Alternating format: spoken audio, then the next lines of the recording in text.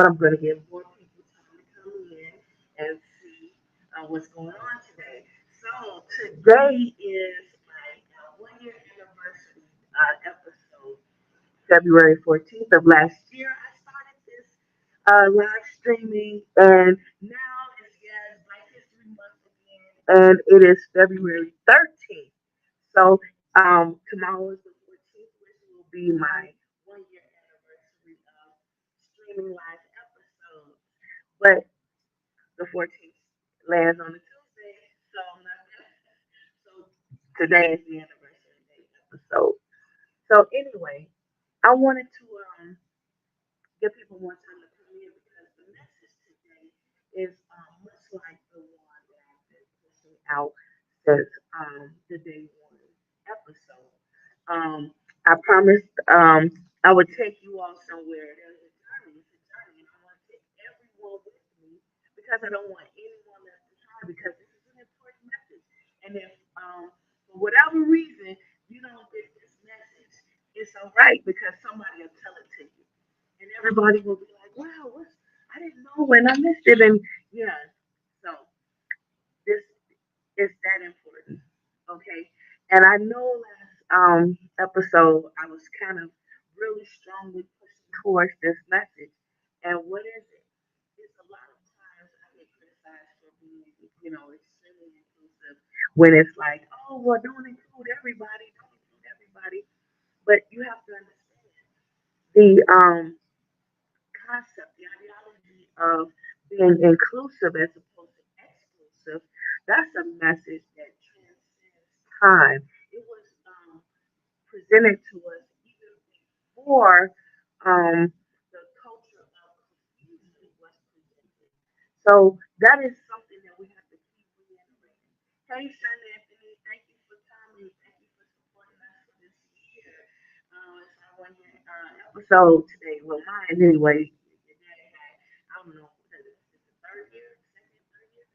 But anyway, so um, I'm just grateful for the time to have the availability to come on and share some things with you all because it is very important that you have a holistic understanding of various things.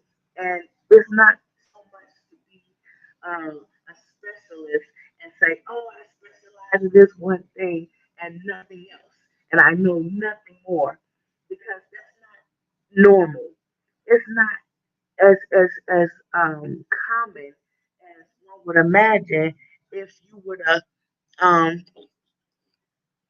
what turn it off? What's that? I don't know how. Okay, there's something wrong with the mic. Is that better? Is the mic better now? Is the mic better? Okay. So can everybody hear me now? Son Anthony, can you guys hear me online? Okay, so I don't know if let's see. Let's give people, and that's another reason why we give people more time to get in because they're the ones who's going to tell us, hey, we can't hear you, or whatever. We need to know. We need to know. So let me know if you can hear it. Let me know if the mic is good. Someone said that a viewer, well, maybe not a viewer, but someone who was critiquing the show, he came and he's like, oh, the mic is like, oh, you need a better mic. I should have said, hey, we are definitely open to receiving any kind of financial support where you can just, or you can just, let us know exactly what mic that is, and put it somewhere so we can get it. Okay, so anyway, we're gonna get into the message. Okay, so I understand a lot of people they say, well, you should be more exclusive because there's a particular group of people that deserve this kind of attention, this exclusive attention. However, what we all need to understand and be more understanding of is I am because you are. It's an African saying where they've learned that we exist as a unit, as a whole body.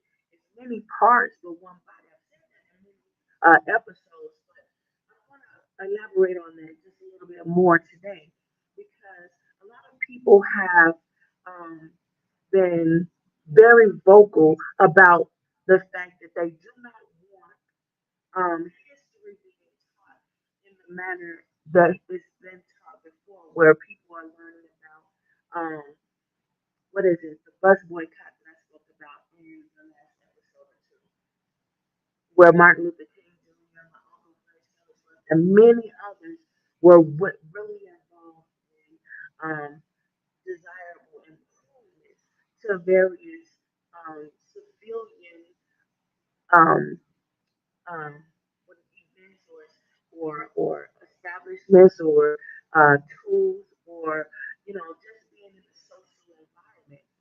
A lot of people don't understand that if you're exclusive, you're cutting off a part of yourself, and that part of yourself needs to grow. So on some episodes, I'm going to do a synopsis of various episodes that I put out there. I put it out there in a way that it's like, oh, well, it's these Easter eggs, you're going to piece these things together. But this being the 1 year anniversary episode, I'm going to piece some of this together for you. So you're not guessing as much as before. Now, if you've been watching since the first episode, then congratulations. You may just very well have more pieces put together than a lot of people who've come in on just a few episodes ago. But anyway, so a lot of people, I've said before, the cultural confusion is causing a lot of people to make lethal decisions where it's like, oh, well, people are trying to replace us. Who told you that? If you're not talking to the people who you're claiming are replacing you, then who is it that's telling you this? Switch the mic. Okay, let me see. On what? Which one? Here? Okay. Let's see. We're gonna test the mic. Which one? Huh? Okay. So is that better?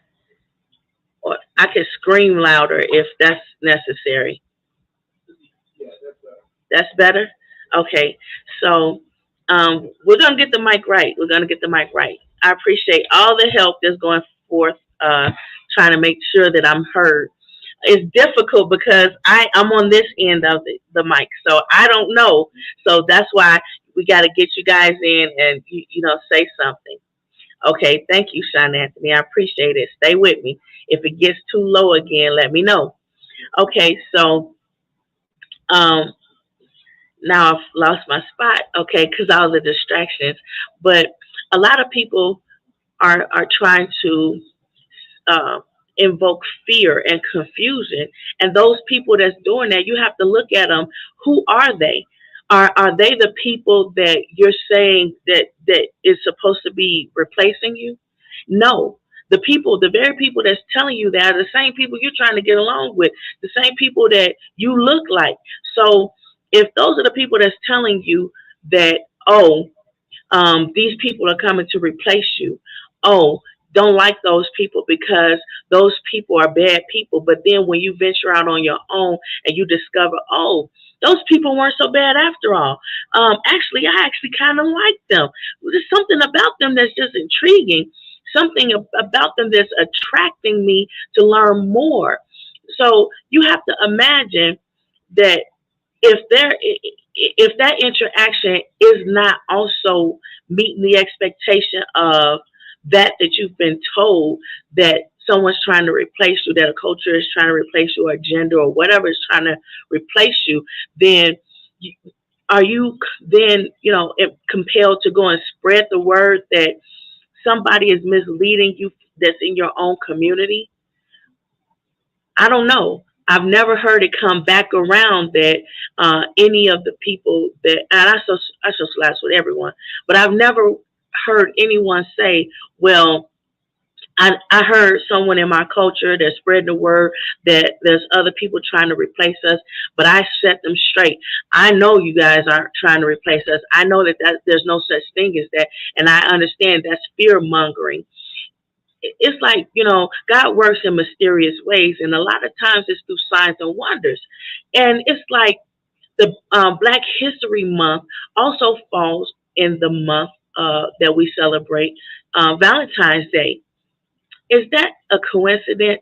It could be in March. It can be in January. It can be, January 1st, where everyone's, falling in love and kissing for New Year's Eve and all that great stuff. They've already made their amends and said they're sorry for, all their sins towards whomever it is, so that they can go into the new year free of burdens, free of care, and, start fresh.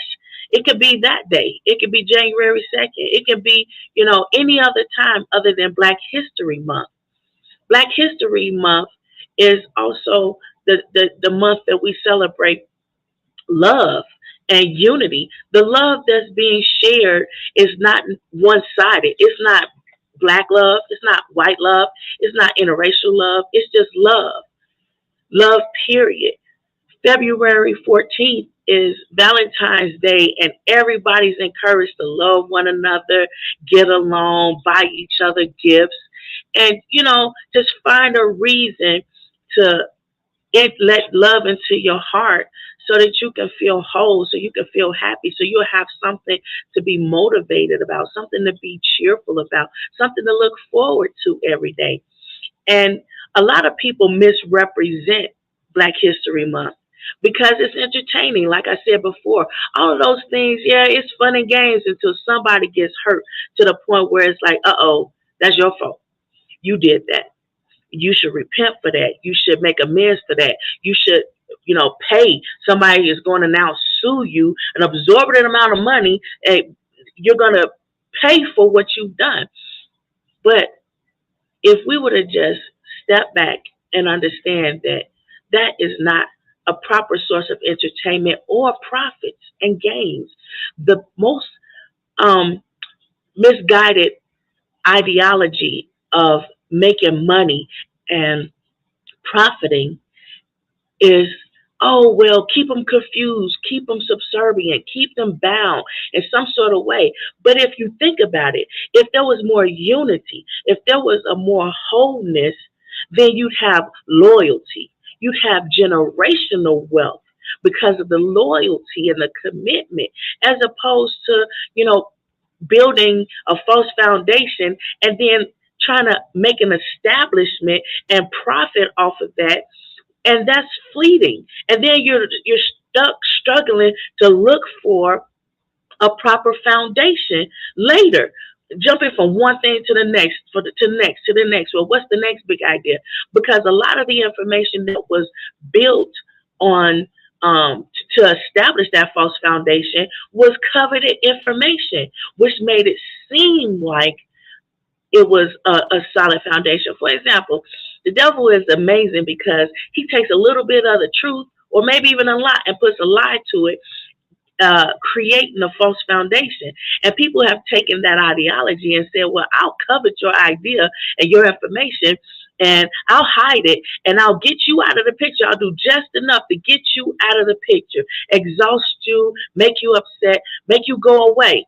And after you're gone, I'll take what I've coveted from you and I'll build a false foundation. Why is it a false foundation? But it seems like it's such a good idea. If it was a great idea for you, of course it'd be a great idea for the person coveting it, right? No, it is not, because they taint it. And ill-gotten goods never last. We already know that from any kind of biblical or faith studying that you may do. Is false because there is no possible way that God would allow a message that He put out there to be tainted by false prophets, people who would covet the information. That's a falsity that God cannot allow. So while it seems like you're progressing, while it seems like you're profiting, it's limited, and you will not be ready for when it stops, and you won't be ready for reaping what you sowed. If you were to allow the things that were manifest, even though you were not the messenger, for example, if you were to allow that messenger, just support that messenger. Maybe be in that messenger's number one, arm, what is it? The right arm man, the number one in your corner, um, your entourage, the person that's amping you up, your hype man or whatever. Be that person and enjoy the profits that are more generational than short term and just all about you and your lifetime. And then once you're gone, your kids won't have it. No one will have it. And your name will be mud because everybody's going to find out what you did. And you still got to meet your maker. You got to meet your maker and say what? That you did wrong, you knew better, but you did not do better. And this is another part of, you know, the Black History Month. A lot of the things that the people who were magnifying Black History Month, they wanted it to be known as, okay, these are the people that we did not want in our community, but we did have them in our community, and they have made positive contributions to our society. And that is significant enough for us to say, let's give them a month so that we can dismay all the problems that looking at their uh, difference in color of skin, their difference in colloquialism and the way they talk, their verbiage, their body language, and how they want to interact with other people. Let's put that aside and focus the whole month of February on all the positive contributions that they made to society that improved the society that we were trying to establish here in America. Once we all agreed that, hey, this will be a big melting pot. Let's all just put our big brains together and grow our little brains and make this America great. And that was the ideology behind building America. That was the purpose of having Black History Month. Before someone came along and said, oh, don't teach them that. Oh, that makes somebody else feel bad. No, you're emphasizing something that's negative when that was not the purpose. It was the opposite. It was created so we would not overemphasize the negative, but we will elaborate on the positive and come to an understanding that we are united as one. It's a big web. And in this web, at the center of it is love. And we need to spread that message of love, inclusivity, and dismay the whole idea that somebody's trying to replace anyone, because that's ludicrous. It's not possible. It is completely, utterly impossible. As much so as it is to create a soul. Man can't create a soul. We're limited on the things that we can do, but we're not limited on the damage we can cause in our efforts to perpetuate the culture of confusion. For example, if we continue on to say, let's, take the February idea of Black History Month, just like we tainted the idea of Christianity, just like we tainted the idea of woke and being aware, and just like we taint the idea of everything else. But it's not okay, and we need to stop doing that. We need to, everyone who's intelligent enough to understand that that's wrong, we need to vocalize that's wrong. Put it out here in the airways, in the medias. Yeah, it's a lot of damage that's unnecessary. Good afternoon, Matthew. Thank you for joining us. Thank you for coming, Eddie. Thank you. That's so nice. Are you guys reading these? Okay, so anyway, we need to help those who are misguided. They're misguided and they're spreading information that they should not be uh, considered the experts on. For example, thank you. If you know it's just entertainment, say that. Say that from the jump. Don't go around acting like you know something that you have no clue. For example, a lot of people are going around thinking, "Oh, Kanye is entertaining, and he's spitting. He got that advice for you. He dropping knowledge. He's no." That's a part of the culture of confusion. Everybody know that You know, just because you love someone, and everybody loves Kanye. Well, a lot of people, even if you don't like him, you still love him. He's a human being. Everybody loves him. Everybody loves, these misguided people who are out here spreading deceit, lies, and hate. But they don't like that part of them that's spreading this darkness. But you also understand that they have something that's going on with them. For example, when it wasn't broadcast, but Kanye was having marital problems. He was having problems dealing with the loss of his mother, who he still isn't over. So it's not saying to excuse what he's saying, but it's definitely to say, do not validate this as expert information. We have people out here who are educated and telling the truth and telling the facts and telling things like it is and edifying people. Tell the truth and shame the devil, because yeah, it's like, okay, the devil exists, but we don't have to go along with everything the devil's saying, because sometimes we understand he's telling the truth sometimes, and sometimes we know he's lying. So it's like we know both ends. Yeah, God loves, yeah. And I saw that message being broadcast over during the Super Bowl, where everybody was trying to encourage others to understand that God he loves us all. We're all His children, and all He told us to do was love each other. He didn't say like you. He didn't say like you. I don't have to like you, but I have to show you love. And what is love? Compassion. Love helps us to overlook a multitude of sins. And it's really, like I said before, it's really disheartening and upsetting and irritating that people are going around twisting the narrative to the point where people are so confused. They have no understanding of why they're so confused, and it's messing. It's a psychological threat to, and is turned into a physical threat that it is impacting all of our lives, where at any given moment somebody can be so psychologically damaged that they make a fatal decision that infects us all. It infects us because it's going to sow a seed into all of us who witness it, to whatever capacity it is, even if it's just the matter of the fact that, oh, well, I saw it. Oh, well, I was there, but I escaped it. Oh, my loved one, my friend, someone I knew, someone I just passed the other day. I just walked past that person, and that person died instead of me.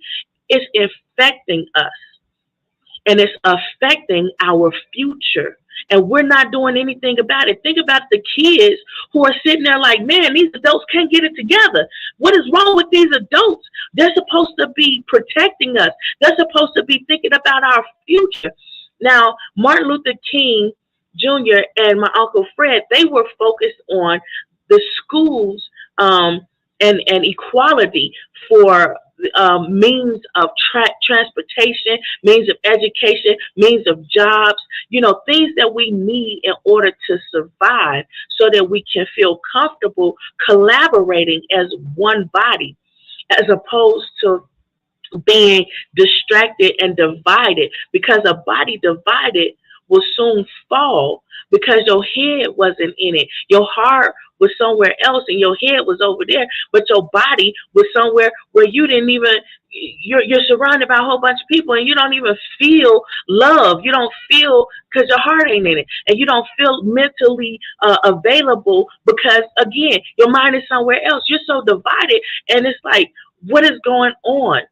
No one's fixing it. Everybody's seeing it, but no one's fixing it. And everyone is seeing that the concepts of all of these really great things are being tainted, and no one's saying anything about it to correct it, because it's like, oh, let the reprobate minds lead us. Let those people who are only for entertainment and profits and gains, even though it's minuscule in comparison, let them lead us. That was unconditional, but yeah, life has a limit. And it's like, if we don't stop just trying to, get to that point where everybody's just like us. Oh, you just like me, you like me, you like. I don't care. Don't like me. Don't like me, but love me. And understand this one thing. If I'm giving you love, give me love back. Because, and even if you don't, I'm still gonna love unconditionally, because that's just how I am, because that's what I was told to do, and I'm gonna follow the directions, because I know where my blessings come from. I know the assignment. I understand that, yeah, while there's a whole lot about people that I do not like, this is a person. This person may have a family. This person may have loved ones, a mom or a grandmother. That's their heart. That's their everything. That's their world. I wouldn't want to damage it, and I wouldn't want to tell God, oh, I knew that was your child, but they had to go. So, for the damage that they caused me, for the harm they did, all the stuff they took from me, all that they coveted from me, the intellectual property they stole from me. God gave you that intellectual property. Let him handle it. He got it. He don't need your help. Anyway, I don't want to go too deep into the Bible, because I can go there. I can go down that rabbit hole. But, we're perpetuating a rabbit hole this, a rabbit hole that. And it was really ironic that watching the Super Bowl, that's what they kind of showed us. We busy chasing rabbit holes, going down rabbit holes, chasing squirrels, twisting the narrative to see what's going to be more profitable, what's going to get me more likes. Come on now. We need to stop with that. The intellectual people who are out here, they're hiding because they're like, people are saying, oh, it's not that deep. Oh, you're going to get canceled. Oh, whatever they're saying to discourage you and perpetuate the culture of confusion, it needs to stop, because it is fatalistic and it is stunting our growth as a nation, as a global community. The economy is threatening to fail. And why? Because we are sitting here perpetuating things that we know better than to perpetuate. We're patronizing ignorance when we know better. We know that the narrative has been twisted for whatever the purpose is, but we don't correct it. We don't go back and say, oh, okay, yeah, we were wrong for that. It was profitable, but we're going to put the profits into XYZ so that more people can be better off and make amends for some of the damage that we've done. What did Matthew say? Let's see. If you don't know somebody, don't like them, because that's key point to depression. Yeah, and a lot of people, are depressed, and it's avoidable because, if you weren't messing with if you weren't gaslighting them, if you weren't twisting the narrative, if you weren't sitting there saying, oh, well, yeah, that information wasn't helpful, and then discouraging them until they leave, and then taking their information and now utilizing it, because you knew full well that the information that they provided to grow the company, to grow the organization, or to grow the institution, that was helpful.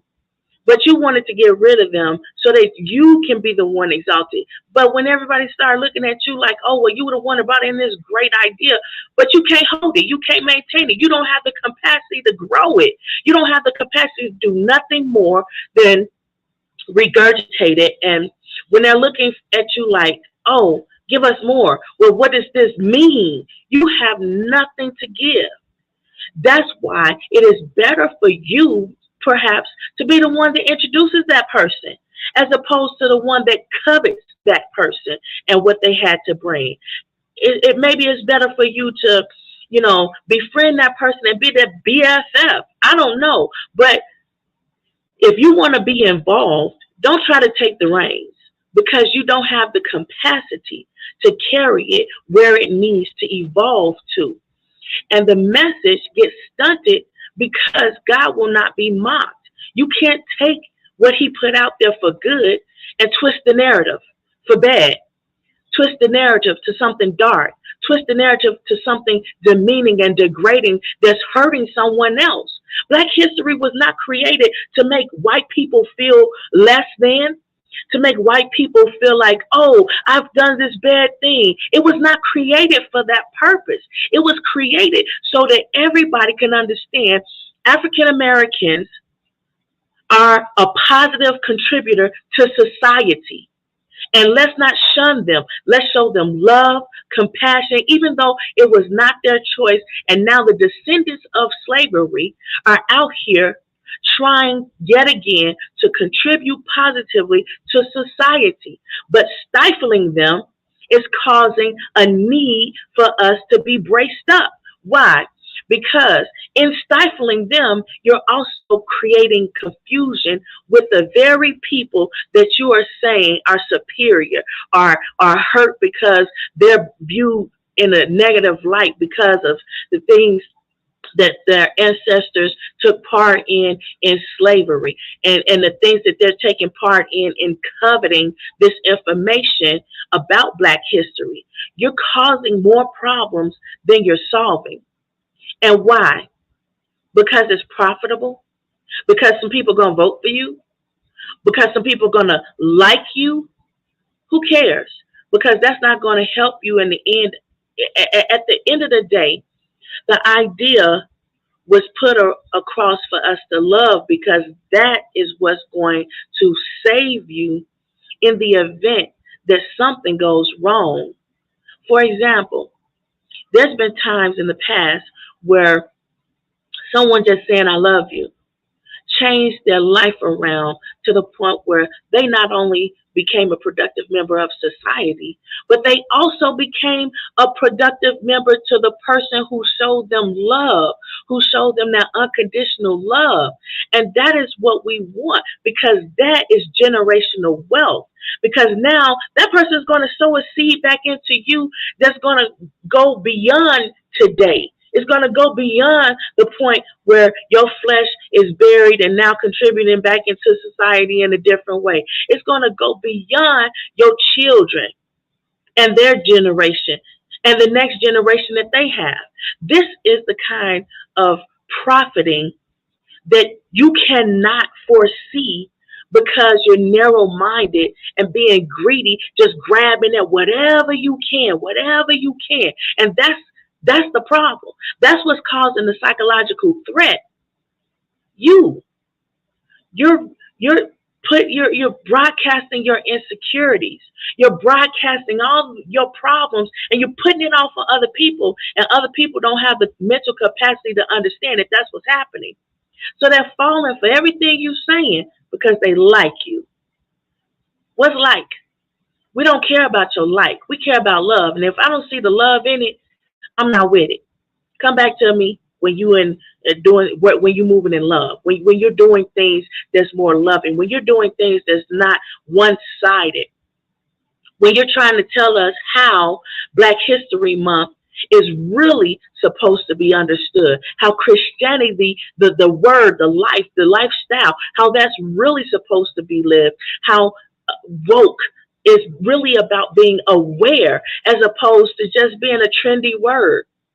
How understanding the assignment means that you comprehend despite all the distractions and despite people trying to turn the narrative, trying to tell you something stupid or ignorant or distract you with these squirrels and rabbit holes and gaslighting. Come back with that. And that's what social media for, to push that, to broadcast that, that. Because until we do, we're going to constantly be in a situation where it's so volatile that our future is in jeopardy, because children can't even go to school. We have to go to a grocery store. We can't do anything because now we're stuck.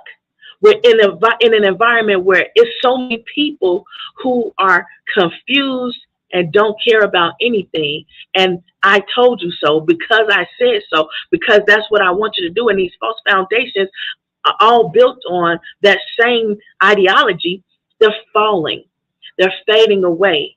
But the one thing that hasn't fallen is the matter of the fact that, yeah, Martin Luther King Jr. had a dream that he pushed out there until his dying day, and that was one love. One love. And if a lot of people, they should have understood that's very profitable. Somebody should have backed him, because the one organization that would have backed him and supported him, how much money would they have today? Now, having understood the value and being able to take ownership of inclusivity in schools. Thank you, Matthew. Yes, please share, subscribe, and like so that we can continue to grow the message. But even if you don't like it, share it with someone. Share this message with someone because there's a lot of people out here that's hurting. They're in dark places and they don't know how to get out. Now, I'm not mad about all the theories that's come up and that's popped up. I'm not mad about the narrative being changed and twisted and the wrong message being pushed out there. I'm not mad about that. It's actually a good thing because now we can see the value and the need in exactly what I'm saying. We need to push more intellectual conversations, intellectual, actual concepts and ideologies. Because if we continue on this route, we're going to be so psychologically damaged, and those who are not and those who are in the know, they're hiding. They've got bunkers underground. They've got this whole escape plan to another planet, and it's like, what for? What for? When this is your home. This is what you should be doing. These are the people you should be working with.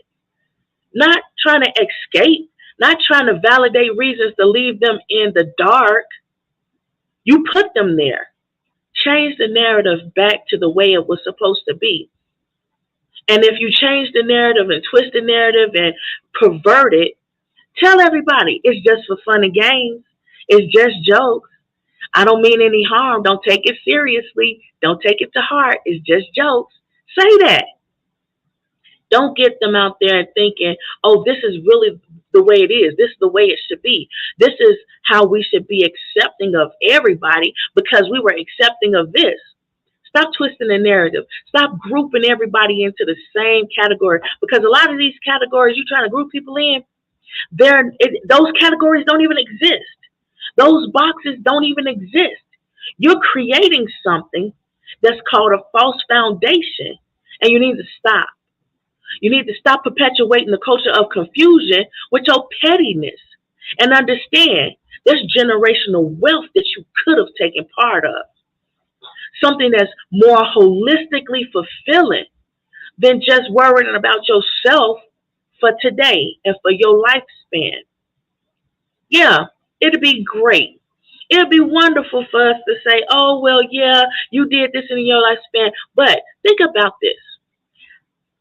Dr. Martin Luther King Jr. died very young, and we're still talking about him.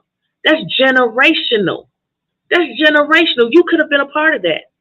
You could have been a part of that. Your company, your organization, your institution of faith, you could have been a part of that.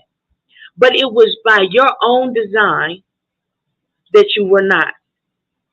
Don't let the next thing pass you by. There's a message.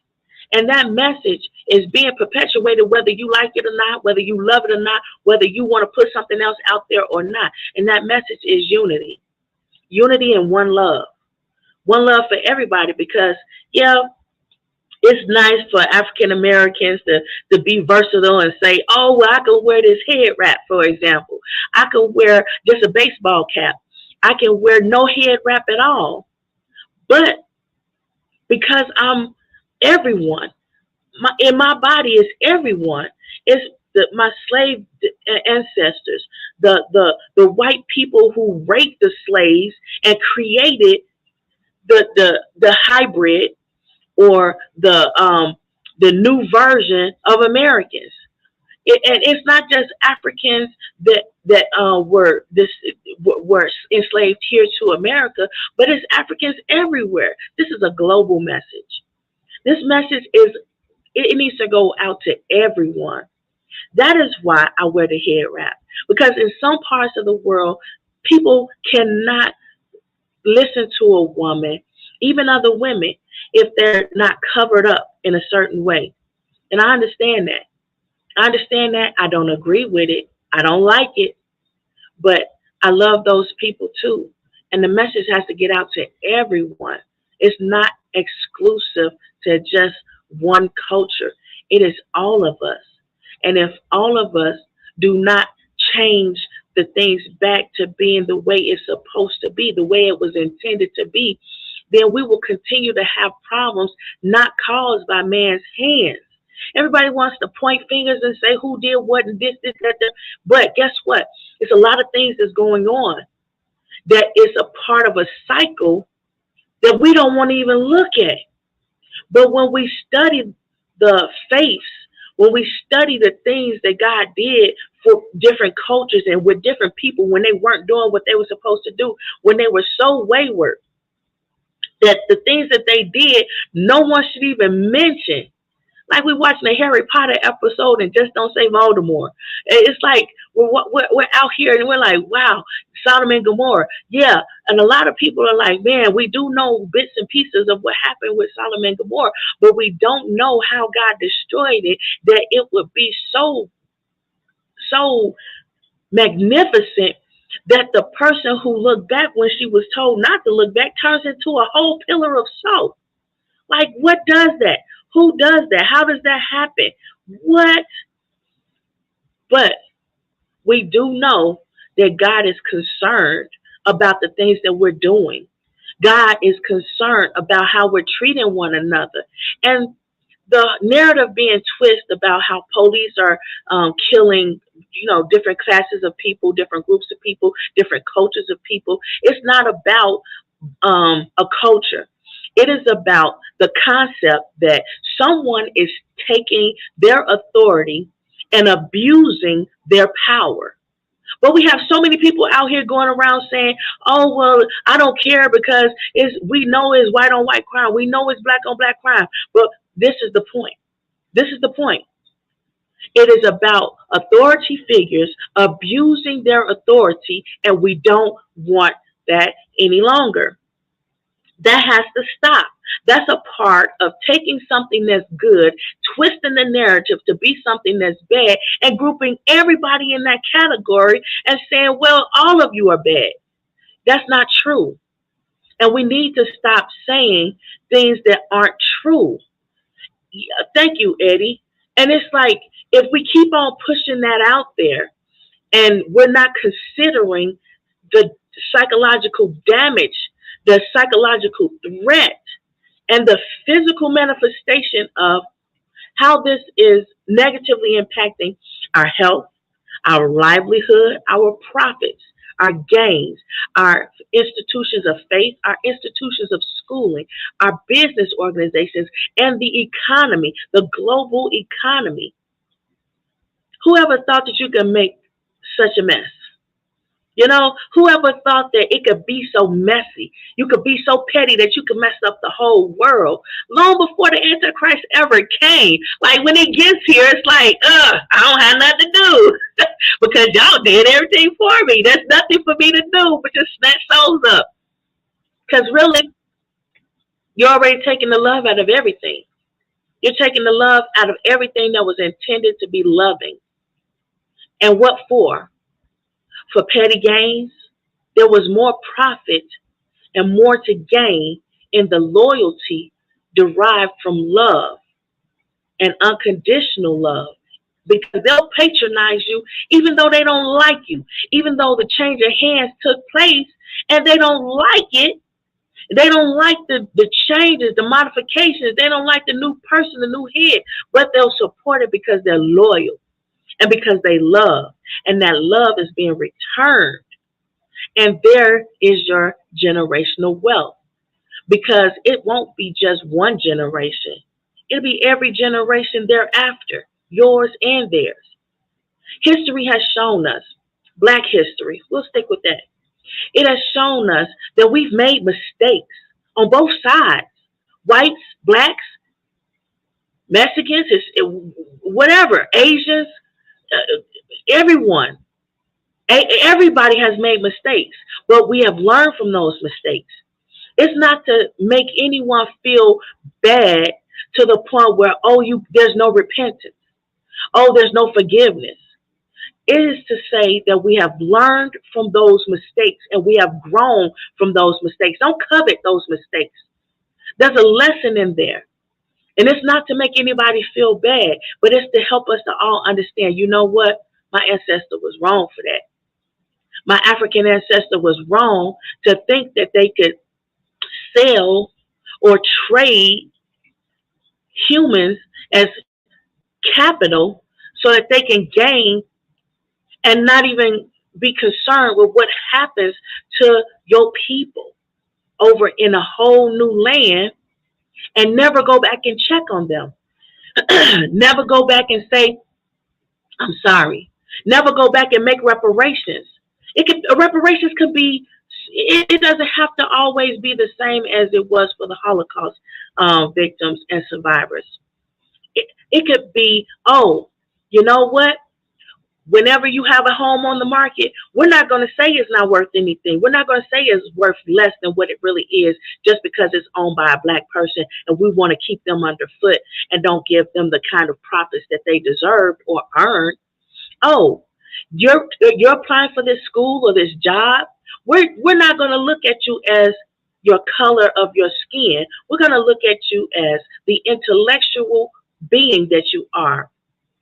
What does your intellect have that we can capitalize on and profit and gain and grow together, not isolate you?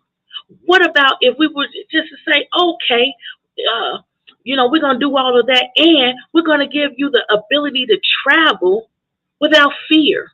You can drive in your car from point A to B and no authority figure is going to take advantage of their authority and cause you to lose your life. We're going to allow your kids to go to school, and guess what?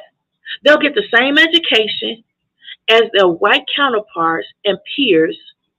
And guess what? They'll be able to grow together like Martin Luther King Jr. dream was. And it won't be a false growth. It'll be a true growth that we'll all gain generational wealth from because there's enough wealth for everyone. Or how about we include, oh, finances? No more taxes for any African American globally. That's not saying a lot. That's not saying a lot. But it is saying, you know what? That's reparations. And because of that, we can give them something. That gives them something. We give them free education, absolve them of their educational debts, and no taxes on anything African American descent. Now, I don't know what you would do for Africans in other cultures, in other countries, in other continents. I don't know what kind of reparations that you would imagine that you would do for them, but it seems like that would be helpful. Those few things would be very helpful as to say, we made a mistake. We all made the mistake. It wasn't just white people. It was everybody. So it's not to say cover Black history because white people feel some type of way about it. Everybody feels some type of way about it. Everybody. Let's not covet it. Let's put it out there, but let's stop twisting the narrative. Let's stop using it to try to weaponize it. Let's stop using it to try to degrade. Let's stop using it to say, mock other people and make people feel bad or cry for personal entertainment. Let's stop using it for entertainment and use it for what it was intended to do. It was intended to grow generational global wealth and to grow good things so that we can evolve together as one, stronger, united, in love, one love for everybody, regardless of the characteristics that divide. You don't know what that is? Go back and see some of my other episodes. Binge watch. It's not that many. Binge watch those episodes where I'm talking about these things because I'm almost out of time today. I can't unpack everything at once. And because this is my 1 year episode, I wanted to tie some loose ends together, bring the message back to a whole part, so that you understand where I'm going with this. Just like my Facebook post. It's one love. It's unity. I have a story. Yeah, I know. Here it comes. When I was younger, I was going to school. Oh, wait a minute. Here, let me see what Eric said. Reparations could be a little. So for all, a Green New Deal of guarantee. Yeah, there's so many ways. There's so many ways, and these are desirable improvements that everybody wants to see anyway. So why not, label it reparations and say, look, we're sorry. What's so hard about that? And Africans, we can say, African Americans can say we're sorry too, because we love y'all. We don't know why we're here. African Americans, we're the descendants of the reason why we're here. But we don't have the knowledge of why we're here. We're here because we're here. And now we embody all of you. The Native Americans that were here, every tribe, the white people that came, the colonizers, we're part of them too. And the part that everybody wants to covet, the African slaves. Now, why cover just that one portion when all of it is a contributor in their own way? Okay, so let's stop twisting the narrative. But anyway, when I was a little girl, I didn't understand the division because I didn't care. I didn't care to be divided. I didn't care to pick. What I did do though is I was isolated because I didn't want to pick one side or the other. I didn't want to pick, oh, be with the black people, be with the white people. And a lot of times I didn't have a choice because the black people would say, oh, you too light skinned to be black. And the white people would say, you too dark and nappy head to be white. So we know you don't belong with us. So there was a middle of the road. That's where I was. And in the middle of the road, you know who else was there? Those people who were on the spectrum. Yeah, and and people who were part of the vulnerable community, people who were sick. Like there was this my one friend. She had sickle cell anemia, and nobody wanted to play with her because back then everybody was afraid that they catch it. My one friend Sheila, I mentioned Sheila, but I'm not gonna mention her last name. She had Down syndrome. She had a form of autism. I don't know if it was Down syndrome, but she did look a little like she had a touch of, that. And no one wanted to talk to her. No one wanted to play with her. But I played with her. And she wanted me to go home with her. And I went home with her one time. I was like, I don't want to go home with you. And she wanted me to meet her mother. I met her mother. And her mother was so grateful. She was like, I'm so thankful. I appreciate you being my daughter's friend. My daughter didn't have any friends. Nobody wants to play with her. She was a little older than us in that grade, but that wasn't her fault. It was because she had an autism that kept her held back in grade. And no one wanted to play with her because she was different. She looked different. She acted different. She spoke differently. And she was pretty smart, but it wasn't the kind of smart that was academic smart. It was the way, it was a maturity and the way she spoke and the logic that she used that was more advanced than our grade. And they were thanking me for being her friend, and I'm the only friend she had, and she'll never forget me. And we moved, and there went my friend, and I met more people who were in the middle of the road, like me. I was in the middle of the road because I refused to choose. People would tell me, you can't be friends with that person. They sick. You can't be friends with that person. That person has autism. You can't be friends with that person. That person is gay. That person is abnormal. That person, everything that they would say, that person's in a gang. That person, family is tied to a crime organization. That person is family member to some organization of faith that exclusive to everybody but themselves. You can't be, everybody's always trying to twist the narrative to perpetuate the culture of confusion and hate. I won't choose because God said, love everybody. And in all the faith lessons that we've ever had on this earth, it all goes to show that Jesus did a whole lot of things that people were mad about. He talked to a whore. He defended the whore. He let these women touch him and do things that were out of order. And he was like, what? He healed a leopard. He touched a leper. He touched the blind man. He did things on the Sabbath day when people were like, "Oh, you're not supposed to do that on the Sabbath." He did things that people say were unorthodox. Unorthodox. Orthodox by who? Who is telling you these things? The very same people who don't understand generational wealth. The very same people who are not understanding you're perpetuating a culture of confusion by twisting the narrative, by trying to constantly divide by different characteristics, whether it's gender, age, class, color, faith. You're doing something that's causing everybody so much damage globally that the message of love and unity is going to have to be so overwhelmingly powerful that everybody's going to tune you out. And the money that you thought you were going to have is no longer going to be yours.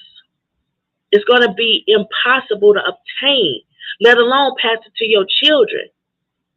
And all the crap you kick down the hill is going to all land on you. There's going to be some people that's going to look at you, people that you wronged on your way up. And they're going to look at you and pity you and feel sorry for you, even if they didn't think they could ever have the capacity to care or give a crap about you. They're going to care. But no one's going to be able to help you because everything that you're going to have done is going to be coming back to you, and you're reaping what you sow. And the problem with that is you're causing problems for the people you love, your family, your innocent family members. For example, those police officers who abused their authority, they didn't consider the damage it was going to do to their loved ones.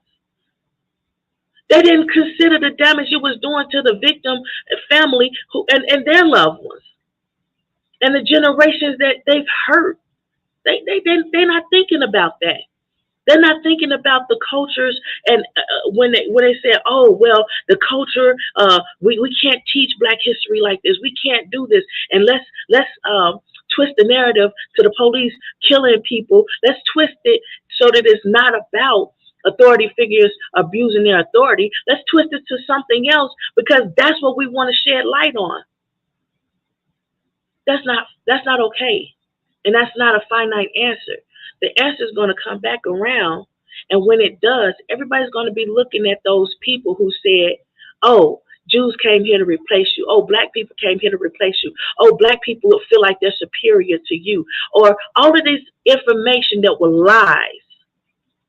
It's going to come back to you. You coveting somebody else's intellectual property. You coveting them and getting and kicking them out of a job that was rightfully theirs and making them look like they were inept at their job and cannot perform their job. It's coming back. And you're not going to be ready. It's not coming by the way that you think it is. Because if you look at it, all of them people who were homeless in California, and everybody's looking at those homeless people, even though some of them had 2 or 3 jobs, but couldn't afford a place to live because you raised the prices of the housing. And because you raised the gentrification, because you did it somewhere else, you felt like, "Oh, okay, we did it to Black people, we can do this here.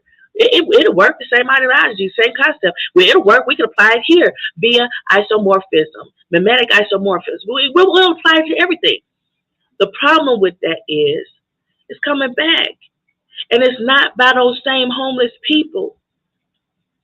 Because it wasn't those homeless people that raised up and now they damaged California so bad that there's millions of other people who were secure in their homes who are now displaced from their homes. That was avoidable. That was avoidable. And a lot of people of faith, they look at these things as signs and wonders.